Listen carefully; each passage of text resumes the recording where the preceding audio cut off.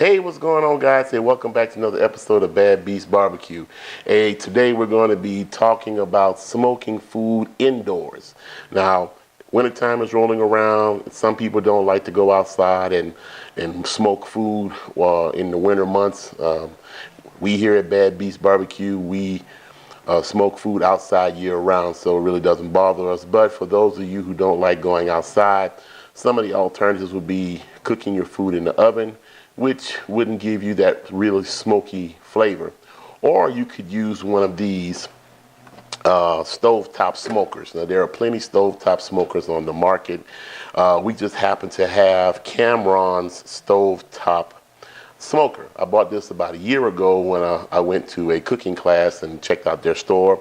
And I had bought it in anticipation of getting a gas range, and we finally got our gas range, and so we used it tonight for the first time cooking some salmon.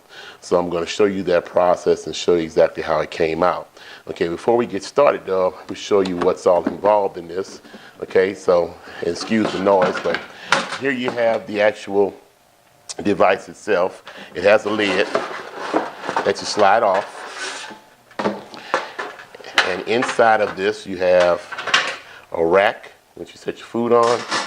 You have a drip pan, which catches all the drippings from the food that you're cooking so that it won't wet your wood dust and stop your smoke process. And this is your pan itself, and the wood chips or the wood dust goes down in the bottom of this, okay? Now, what you use is these smoking wood. It says chips on here, but this is actually really fine chopped up smoking dust, I would say. Just really, really fine sawdust type wood chips that go inside the bottom of here. And you don't use no more than a tablespoon and a half. And it adds smoke flavor to your food. So let's go ahead and show you our salmon cook. I'll go ahead and walk you through it, and then at the end I'll tell you some pros and cons of this particular one, and maybe we can get our hands on a couple of more during the winter months to see which one is better. Kind of do a versus stovetop cooker theme later on down the line. But hey, don't go nowhere. Check out our salmon cook.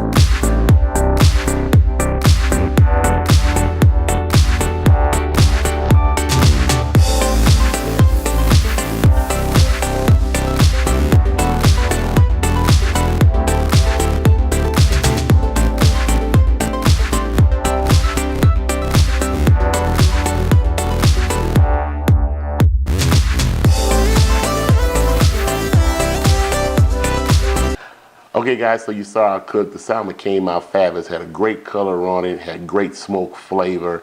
Only thing I would do a little different is maybe have marinated or added a little bit more of the seasoning to it in order for it to have come out perfect. But as far as the smoking process, as far as the color, as far as the method, it worked very, very well. I do have a few things to mention about this that concerned me, and but they all, I assume, would not stop not any one of these will stop you from purchasing this or using it. You just got to be a little bit careful. Okay, one, make sure that when you set up, you put foil in the bottom of your drip pan to ease cleanup. Okay, also, when you buy one of these, take it out the box and test the handles. Okay, one of my handles here, straight out the box, does not fit firm against the edge here. As you can see, it pops out all the time, while the handle on the other side fits nice and snug. Okay. Third, the handles are supposed to be non-reactive, where they're not supposed to be excessively hot. I did experience a little warmth on the handles, so be careful with the handles. Do not allow them to lay against the pan here while it's cooking. Kind of angle them out some so that when you do use the handles to move it to a different surface, you won't burn yourself. Okay. Third and finally, when I initially put this lid onto the pan, it slid on flawlessly. It was loose, and which allowed wisp of smoke to come out two sides of the cooking pan. And so there's a tweak method inside of the book where it has you bend this top just slightly, and then when you slide it on, it slides on real nice and snug. So I'll be able to test that out next time I cook with this, which will be real soon, because I was really pleased with the outcome.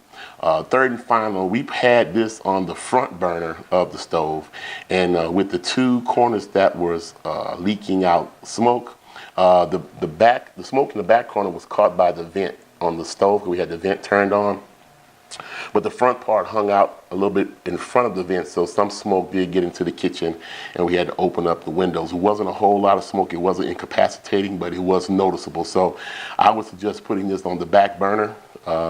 That way, any smoke that leaks out of any hole that might be there will be caught by your vents. Okay.